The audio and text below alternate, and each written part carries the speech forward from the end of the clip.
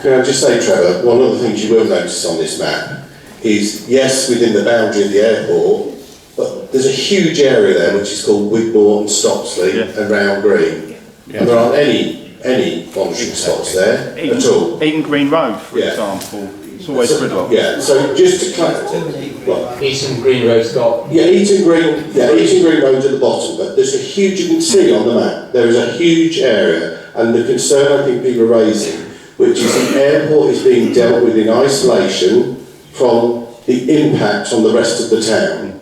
In other words, it's not just the pollution generated by the airport on the site, it's the pollution generated by traffic from 18 to 38 million on Ashcroft Road, Hitchin Road, Stockingstone Road, Crawley Green Road. So just that is the concern, which is, that's all very well, but we don't feel that is anywhere near comprehensive enough to deal with the problem. No. Chair, can I just respond to that?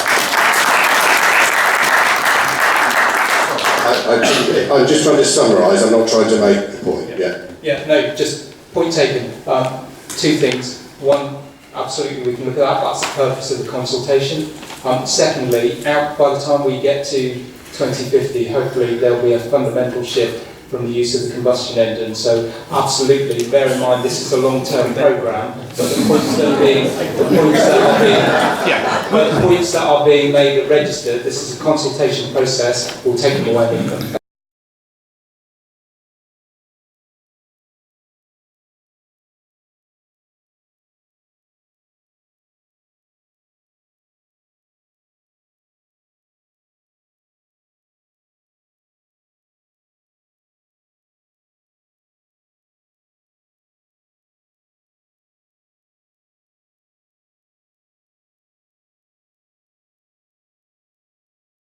Central beds, and I asked them who should be providing the insurance for any accidents.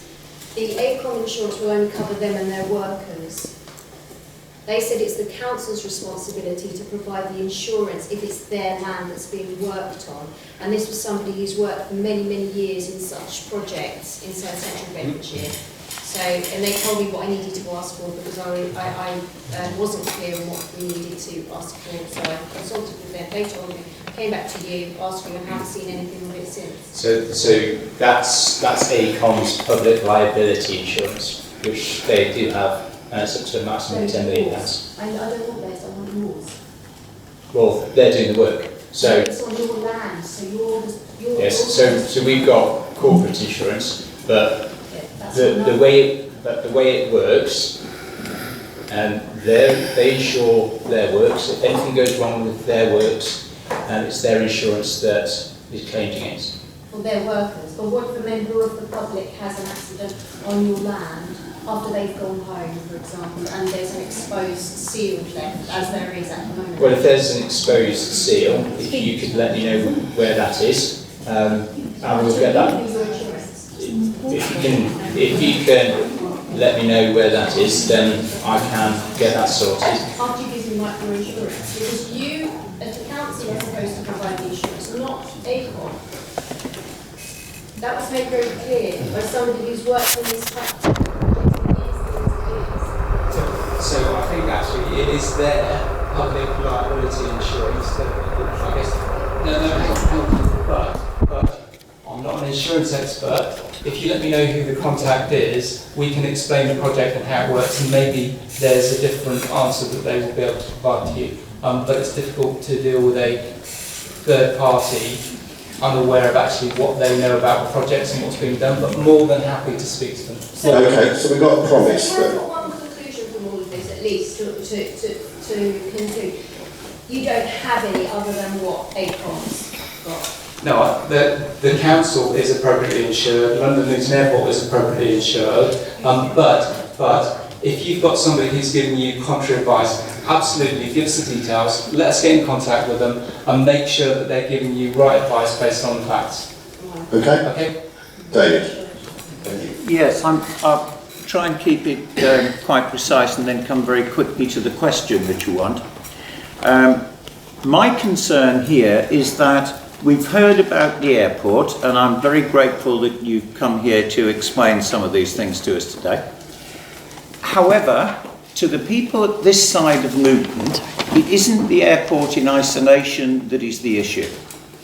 It is a combination of the airport and its plans, Century Park, Wandon Park, Wigmore Park, building even in North Harts, incinerators also in Lower Luton Road, which all affect the people here in this room. In every sense, with congestion and the pollution that you're talking about, because I agree with what was said up at the front, that not all the pollution is an airport issue.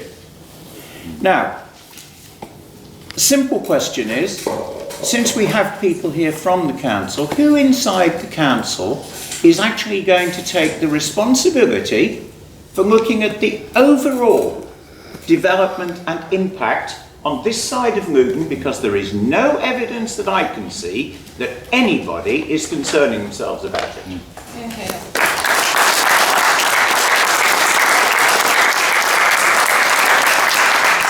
So if I can help with that question. So the overall development for a place is contained witin the local plan. No, excuse me, can I just come back instantly, please? Can I just hear me out? So the overarching is in the local plan, and if there's any planning experts, I'm not a planner, you then obviously drill down to the next level and the next level. So planning decisions are then taken by Planning and Development Control Committee, who will be having a report in front of them which will list all of the things that they need to be seized with in taking their decision. But the overall is contained within the local plan, and the local plan, which was passed, I think, unanimously, as I recall, by council, shows the proposed development here. Now, clearly, where we got up to neighbours, because I think you mentioned the proposed incinerator in Central Beds, that's Central Beds, but then you fall into a thing called duty to cooperate, where we need to talk to each other about developments and what's going on. I hope that's helpful, but you want to come back, don't you? I want to come back on one thing there. I'm very pleased you said about the local plan. So why is it that Century Park and its access is going against specific prohibition in the local plan? It is talking about access from Eton Green Road, which is not permitted in the local plan. Yeah.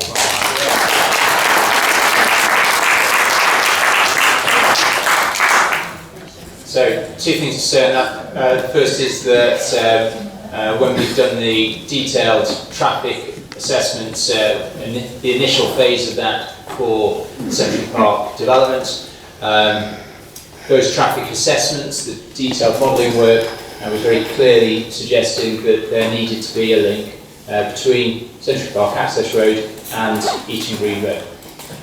However, we are, as I put up on one of the slides, we are absolutely re-looking at that. We're doing further work on that traffic assessment and traffic modelling to analyse whether there's any way we can modify the proposed design to move away from that, having that link.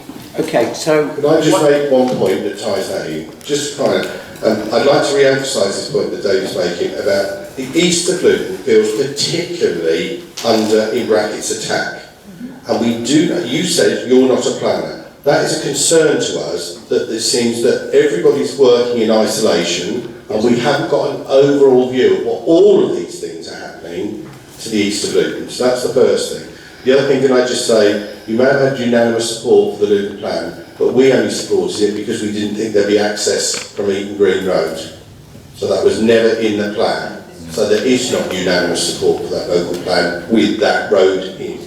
Chair, can I just respond to one point you made? The overall view is through the local plan and is through planning and development control. That I'm just saying, I'm not a planner by profession, I'm not. No, but I think what we're saying is that we hope from tonight you understand how people to the east of Luton in particular, who are most impacted by these huge developments, feel that it is not being dealt with in a coordinated way. Can I request a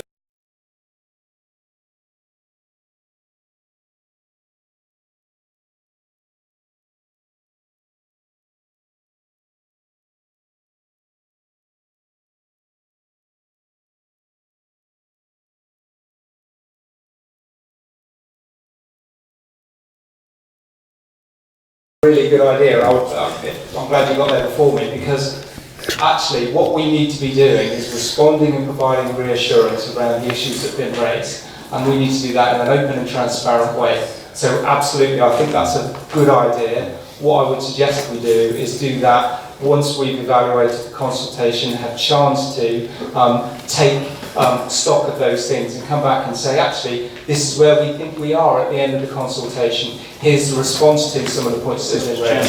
Can I just quickly...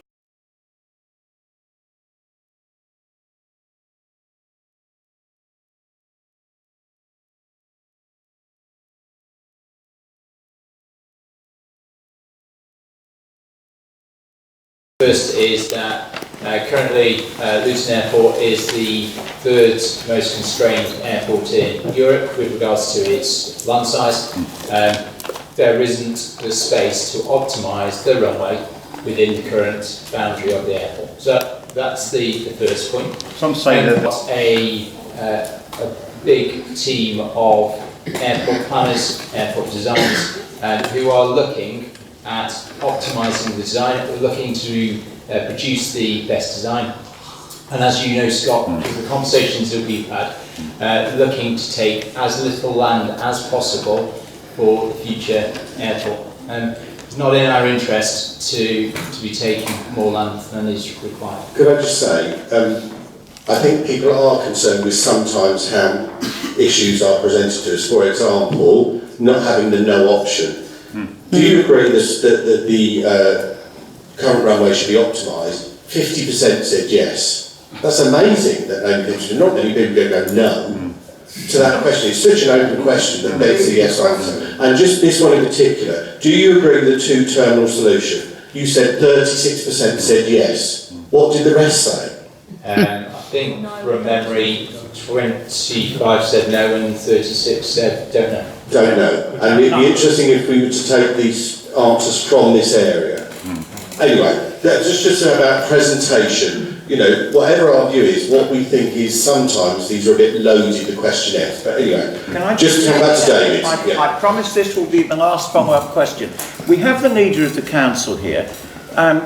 Could I ask if you will take responsibility for getting somebody to look at the overall development that is being planned for this area, because I really don't think that anybody is taking this very seriously, and I would really appreciate a commitment from the council to do so. Because quality of life isn't just about prosperity, is it? Now, I take the point, very, very sensible point he's made, and we'll take a commitment back to do that. And one thing I did want to say, whether you believe me about this or not, genuinely, we all own the airport in Luton, all of us that live here, and some areas of the town suffer no effects from the airport, they only gain from it. Yeah. But we accept that in certain areas you do get effects from it, and whatever growth we plan or do, we must always take that into account and do our very best to do what we can to mitigate those effects to you. And you have my word on that, and that's what we're trying to do here. We're not ready, the consultation isn't concluded yet, and we're coming out again with ideas for the next consultation. So we haven't got all the answers tonight, but I want to reassure you that there is that commitment. I've said it here in a public meeting, that that's what we generally will try and do. And I will get people to look at the overall area of the east. The one thing I would say to you though, Luton is a landlocked town, and we have to develop where we have the land. And that is one of our biggest problems. Because I can assure you, if you talk to the people in Hightown, they will say too much housing perhaps is being put in Hightown. But we are very landlocked as a town with a crying out need for housing and development. And we have to balance all of that against the fact that some areas might get more. It's the genuine commitment that we will work with you on the expansion of the airport. None of this is about making things worse, and we will do our best to mitigate. Now, I know you're not all going to believe me, and I can see David shaking his head, but I wanted to make sure that you heard that, okay? Could I just, have you got a question? No, I wanted to come back to the drilling, the piling, the boreholes. What are they? these pipes, what is it that's coming out of there? What are they for? Okay. Okay? Plus, I would like to say, Carolyn, I'd just like to inform you, as Carolyn said, about one's been knocked over. I reported that. It has been put back. The lid's open still. They haven't locked it. So what are they? And what danger are they to the public? What, you know, they're not very well fixed, these standpipe things. Somebody must have just kicked it over. And they're exposing the pipes, valves on, taps. What if kids get to these? What is going to happen? That's where the insurance comes in. Okay, good. Okay. I think there's two things there. First is when the landfill that sits underneath Wigmore Valley Park was initially Sealed? sealed. Yeah, thank you. When it was initially capped, vents were put into that to enable the gases to escape. So they were put in when the area was first developed. Yeah. With regards to our ground investigation, the ground investigation that we've done as part of the Century Park project, as part of the Century Park Access Road project, and as part of the airport expansion project, so three different parts of the project. We've done comprehensive ground investigation. Well, 260 boreholes, yeah. Yeah. I say comprehensive ground investigation across the whole of the area, as you would normally do in every single development project, to understand what's underneath the ground, so that you know how to build the foundations of either the road or the development, and also to understand the underlying ground conditions. Yeah, and obviously it's a landfill site. So you've got a lot of pollution, toxic waste, toxic gases. If these are exposed, and you know, who knows what is it, what are they? What is the gas coming out of there? Okay. Do you know what the gas is? Yeah, just all. Okay. So the point is, it's better to investigate and find out what's underneath there, because for a number of decades it was an unregulated tip site. Especially at the moment it's open, so you don't know what's coming out. Yeah. Somebody goes over there and Say lets a somebody cigarette goes and drops a fag down it. Yeah, that's right, exactly. Say somebody starts to abuse these. Okay, What is, okay. you know, that's a big problem. Good point. Okay, this gentleman here has been waiting. So, if you can just do your question, because we're coming to, I'm afraid, our time. I just wanted maybe a confirmation, and I'll aim this at Hazel if I may. We're all obviously aware of the traffic impact, the pollution impact on Wigmore. You've mentioned the surrounding areas. So I'm a resident of Round Green, which clearly the traffic will impact my area, will impact Stocksley, will impact Hightown and everywhere else. So just like a confirmation and a reiteration that you will supply a sensible and correct traffic assessment and pollution assessment for those areas. And that's a simple question, it's a yes, no question. Yes. I just checked, yes, we will be doing a whole assessment across the whole of East London. Okay, including the areas. Okay, sorry, I'm going to have to draw this home because we've only got the room until 9 o'clock. What we have agreed from this meeting is that we will have another meeting before Christmas, hopefully, well it will be only before Christmas, where we can deal with these issues in further detail. Hopefully, maybe towards the end of November, or we'll try and do it before Christmas. Yeah, December. Okay. So I know that some of you are frustrated everything has been dealt with. Hopefully, we'll have further information then, and hopefully, this is going to become part of a process. Now, obviously, these are our, let's talk meetings, but maybe we can develop onto that and use that process to get the voice of the people of the east of Luton heard.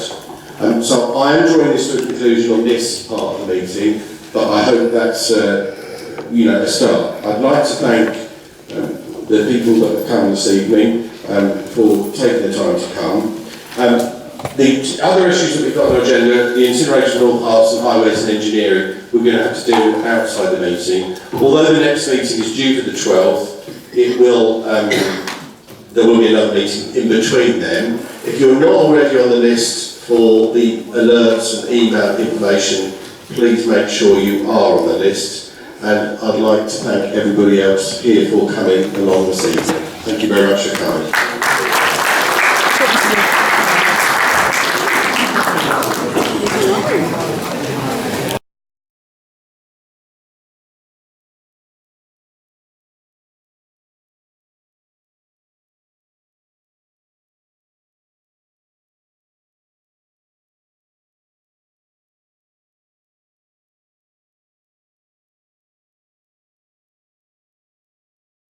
Prosperity of our asset, because it will make the airport easier to get to for people coming by train, which enhances the quality of offer that people get through the airport, encourages more people to travel through the airport. So that's why it makes sense for us as a company, and there is a full and robust business case backing up that investment decision. But that's why it makes sense for us as a company to invest in, for example, that project. There are other projects as well that you might want to speak to. So that's